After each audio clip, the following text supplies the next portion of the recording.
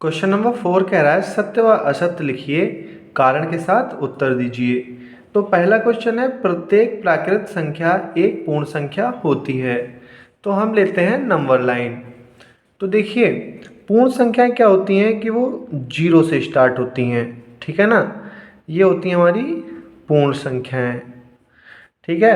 और जो हमारी 1 से स्टार्ट होती हैं राइट साइड में, वो हमारी होती हैं प्राकृत संख्याएं, ठीक है ना।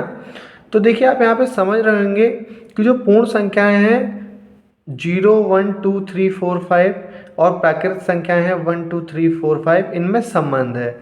जैसे प्राकृत संख्याएं 1 2 3 4 5 पूर्ण संख्या भी होती हैं और प्राकृत संख्या भी होती हैं, लेकिन पूर्ण संख्या में जीरो सिर्फ पूर्ण संख्या होती है, बाकी 1 2 3 4 5 जो प्राकृत संख्या है वो भी पूर्ण संख्याएं होती हैं।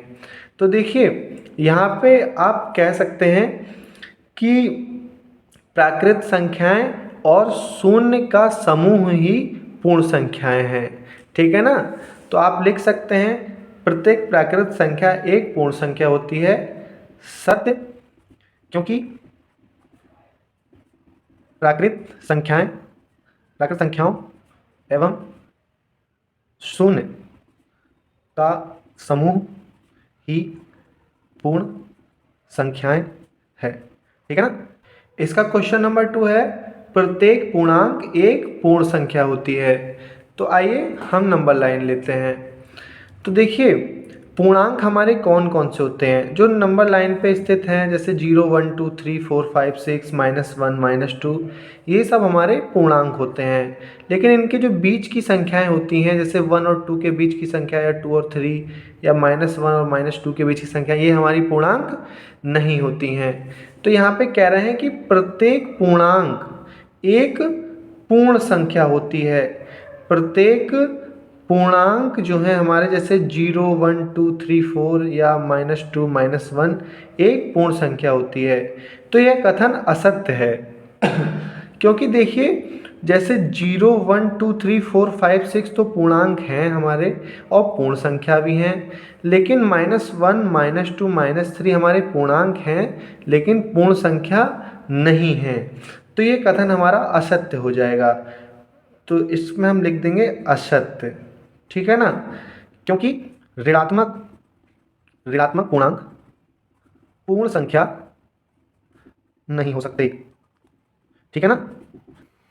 क्वेश्चन नंबर 3 कह रहा है प्रत्येक परिमेय संख्या एक पूर्ण संख्या होती हैं। तो अभी तक आप ये तो जान ही गए हैं कि पूर्ण संख्याएं कौन कौन सी होती हैं। तो जैसे देखिए 0 1 2 3 4 5 ये क्या है, हमारी पूर्ण संख्याएं हैं, ठीक है ना। तो यहाँ पे देखिए कह रहा है प्रत्येक परिमेय संख्या एक पूर्ण संख्या होती है। तो परिमेय संख्या को हम लिखते हैं P/Q के रूप में, ठीक है ना, जहाँ Q is not equal to 0 होता है, ठीक है।